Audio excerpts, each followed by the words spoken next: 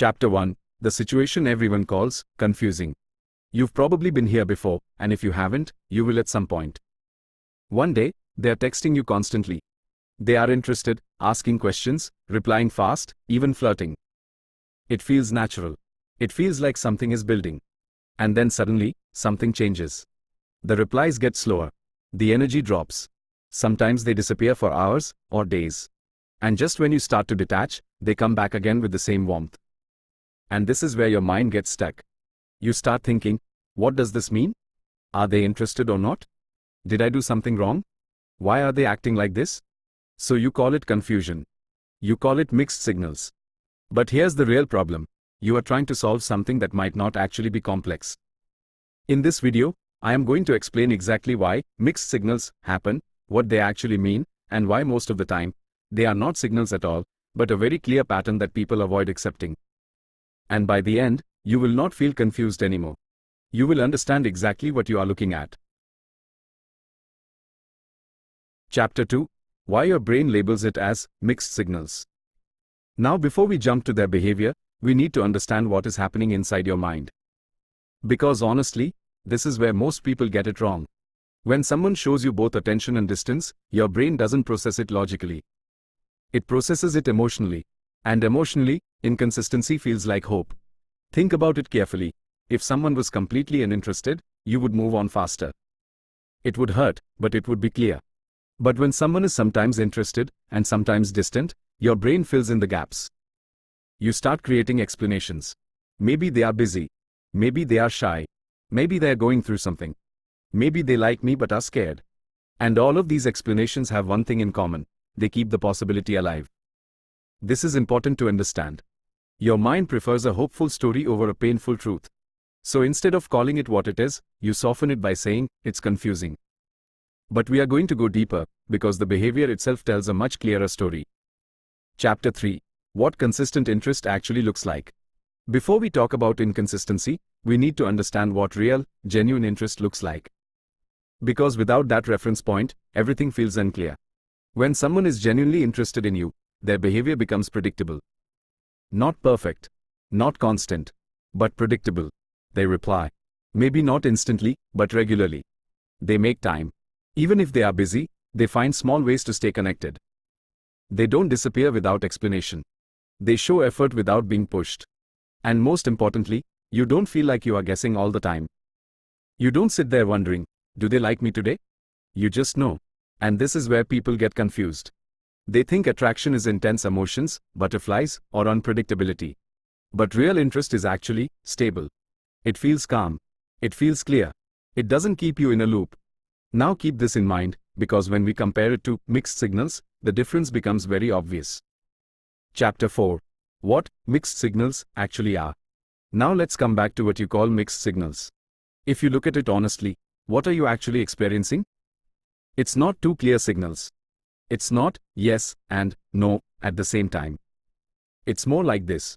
Moments of interest, followed by absence. Attention, followed by distance. Effort, followed by silence. And when you look at it like that, something starts to become clearer. This is not confusion. This is inconsistency. And inconsistency usually doesn't come from confusion about you. It comes from a lack of stable interest. This is where it gets a little uncomfortable, but it is important to understand. Someone who is truly sure about you does not keep switching between showing up and disappearing. They might have bad days. They might get busy. But their overall behavior stays aligned. Inconsistency is not a mystery. It is a pattern. And we are going to break down what that pattern really means. Chapter 5. The real reason behind inconsistent behavior. If you look closely, there are usually a few things happening here. And the first one is simple, but people avoid it. They are interested, but not enough. That's it. They like the attention. They enjoy talking to you. They feel something. But it is not strong enough for them to prioritize you. So what happens? They engage when it feels convenient. They pull back when something else takes their focus. They come back when they feel bored, lonely, or curious again. Now the second part, this is where it becomes clearer. They are not thinking about consistency the way you are. You are looking for meaning. They are responding to mood. And this difference creates the illusion of mixed signals. You are trying to build a story. They are just reacting in the moment. And when you understand this, the confusion starts to fade. Chapter 6. Why you keep getting pulled back in. Now you might ask, if it is just inconsistent interest, why does it feel so strong? Why is it so hard to walk away? This is where psychology plays a big role. Inconsistent attention creates something called intermittent reinforcement. And even if you don't know the term, you have felt it. It is the same pattern that makes people addicted to things like social media, gambling, or even notifications.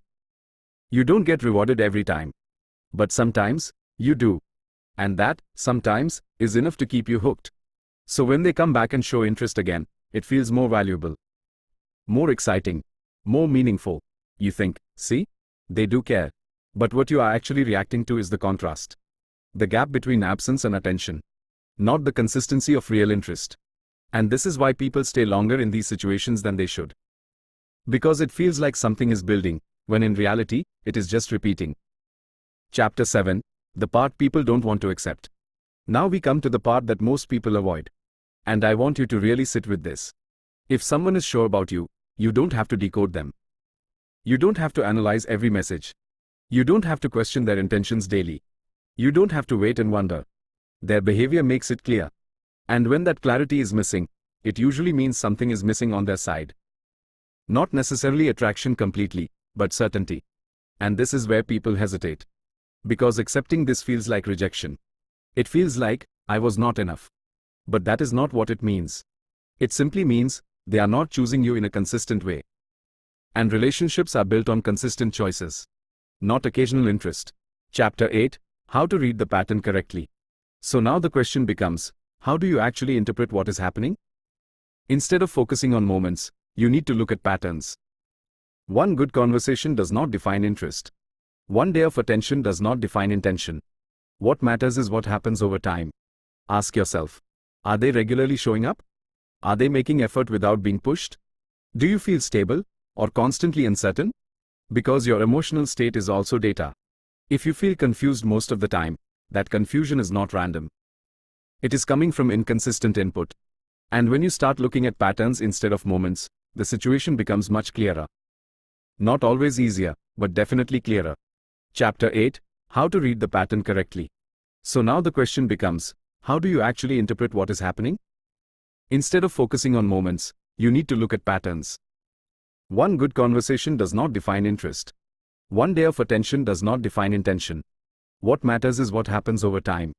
Ask yourself, are they regularly showing up?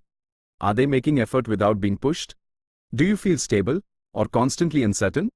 Because your emotional state is also data. If you feel confused most of the time, that confusion is not random. It is coming from inconsistent input. And when you start looking at patterns instead of Chapter 9, what this actually means for you. Now let's bring everything together. What does all of this actually mean? It means that most mixed signals are not signals at all. They are a reflection of unstable interest. They show you that the person is not fully invested, even if they are occasionally engaged. And this is important. You do not need to wait for clarity from them. Their behavior has already given you clarity. The inconsistency is the answer. Not something to solve. Not something to fix. Something to recognize. And once you see it that way, your role changes. You stop trying to decode them, and start deciding what you accept. Chapter 10. The clear truth you were looking for. So let's answer the core question directly. Are mixed signals real? Not in the way people think. Most of the time, they are just inconsistent interest. And inconsistent interest means one simple thing. They are not sure about you. And when someone is not sure about you, their actions will never feel stable. Now here is the final clarity. You are not confused because they are complex. You are confused because their behavior is inconsistent, and your mind is trying to turn it into something meaningful. But once you stop over-interpreting and start observing patterns, you realize something very simple. When someone truly wants you, their behavior becomes easy to understand. And when it is not easy to understand, that itself is the answer you were looking for.